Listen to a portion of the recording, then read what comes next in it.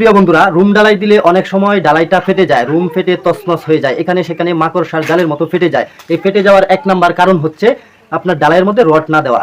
আর আপনি রড দিয়ে ডালাই করতেছেন, তো এই যে দেখেন রড দিয়ে ডালাই করতেছে, রডটা হচ্ছে মাটির সাথে মিশে গেছে।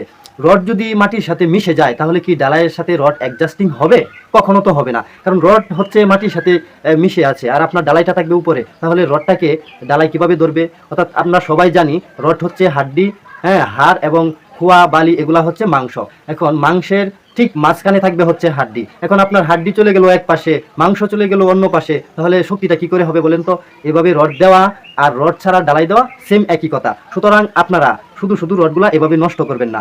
যারা কাজ করান তাদেরকে বলছি, আপনার বাড়িতে যখন ডালাই হবে তখন আপনি লক্ষ্য রাখবেন যে মিস্ত্রিরা কি এভাবে ফাঁকি দিচ্ছে কিনা। ঠিকই তো আপনার অর্থ খরচ হচ্ছে, রড খরচ হচ্ছে অযথায়। দেখেন, যেখানে দেওয়ার কথা সেখানে না দিয়ে অন্য জায়গায় দিতেছে, এভাবে দেওয়ার তো কোনো মানেই হয় না, শুধু শুধু টাকা খরচ।